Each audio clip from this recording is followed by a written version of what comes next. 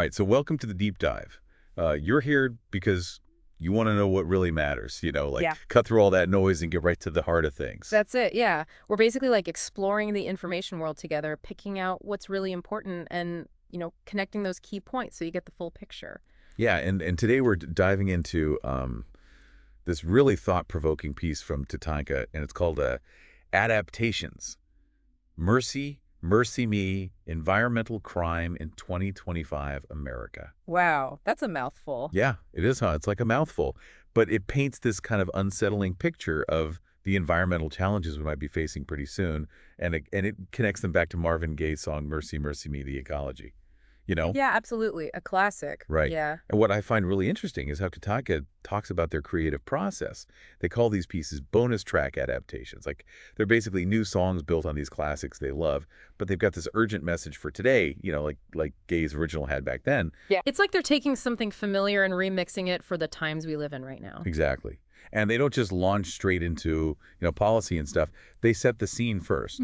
They talk about this growing sense of social alienation in America by 2025. Yeah. It's like that feeling of disconnection of being lost in the crowd. Right. Right. And they say these feelings are getting bigger, like exponentially bigger. It makes sense, right? If you feel like you don't belong, like your voice doesn't matter, it's harder to care about these bigger issues like the environment. Yeah, totally. Hmm? And that brings us to the main point of the article. Project 2025. Uh-oh. TATANKA calls it a direct assault on justice and the planet when it comes to the environment. Wow, strong words. Yeah, they don't mince words. So this environmental rollback plan, they're talking about what is it really? Okay, so the article goes into Project 2025, which is this policy plan created by the Heritage Foundation and some other conservative groups. Yeah. And they say it's a roadmap for a return to American greatness. Okay, so they think it's going to make America great again. That's their pitch. But TATANKA sees it very differently. Oh, really? How so? They say this roadmap is basically a plan to tear down all these environmental protections we've built up over decades. Oh, wow. Yeah, and it's not just little tweaks here and there. They claim it targets federal environmental programs across the board. And get this, they say it specifically goes after environmental justice communities. What are environmental justice communities? Right, so the article quotes Van Jones, who defines it as the movement to ensure that no community suffers disproportionate environmental burdens or goes without enjoying fair environmental benefits. So it's about making sure everyone has a healthy environment. Exactly. And TATANKA is saying Project 2025 threatens that. And then they talk about the EPA specifically, right? Yeah, they get into how Project 2025 wants to basically weaken the Environmental Protection Agency. Like gut, it's the word they use. Yikes. What does that even mean? Like, what would they do? So according to TATANKA, it's not just about cutting their budget. They want to take away their power to make and enforce rules. The rules that protect, like, the air we breathe and the water we drink. Exactly. The stuff that keeps us safe. So what kind of programs would be affected? They talk about air and water quality standards, hazardous waste endangered species, the big ones. And they say these aren't just like accidents. This is all intentional. Yeah, they make it very clear that this is deliberate. They also talk about weakening climate regulations. The ones to reduce emissions. Right, and less oversight on polluting industries. Wow. So basically fewer rules for polluters. Yeah, that's what TATANKA is saying. And what's really worrying is that they specifically mention programs to protect marginalized communities. Those environmental justice communities we were talking about. Yep, the EPA has environmental justice initiatives, and the article says those are squarely in the crosshairs. It's like they're trying to undo the progress that's been made. That's their point. And they say by weakening the EPA, it paves the way for unregulated industrial development, increased fossil fuel extraction, and more corporate pollution. So more pollution, basically. Yeah, and less power for the people affected by it. They say it silences the voices of those most affected.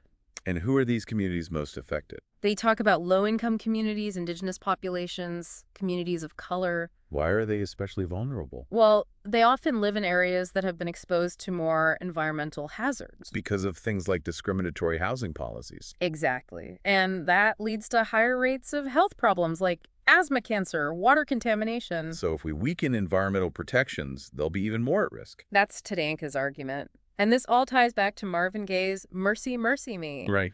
That song from 1971. The article calls it a soulful lament for a planet in distress. It's crazy how relevant it still is. I know, right? And they quote some of the lyrics like, Oil wasted on the oceans and upon our seas, fish full of mercury. And it's like he was predicting the future. Totally. They say his voice is mournful, wise, and aching. Like it captures how people feel watching their environment get destroyed. It's not just facts and figures, it's about the emotional impact. And TATANKA uses that emotion to make their point about Project 2025. They say it's not just a policy proposal, it's a blueprint for environmental abandonment. That's a powerful way to put it. Yeah, it suggests a big shift in how we view our responsibility to the planet. And they end by saying what's at stake is more than politics. It's life itself. And they ask this question. The Earth is still asking for mercy. Will we listen this time?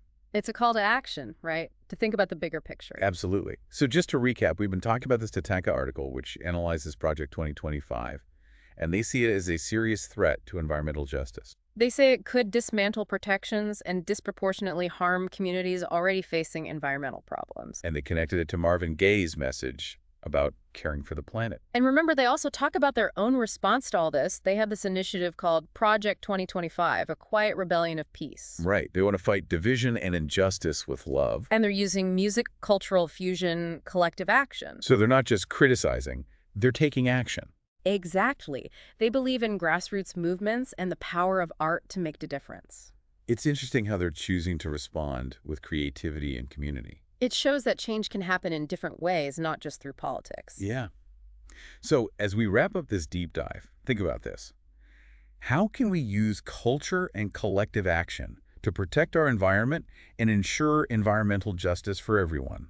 It's a big question, but it's one we need to keep asking. And maybe listening to Mercy Me again with this new perspective can inspire us to act. Maybe Gaye was right all along. Maybe so. We need to listen to the Earth's cry for help. And we need to do it now. Before it's too late. Thanks for joining us on The Deep Dive. See you next time.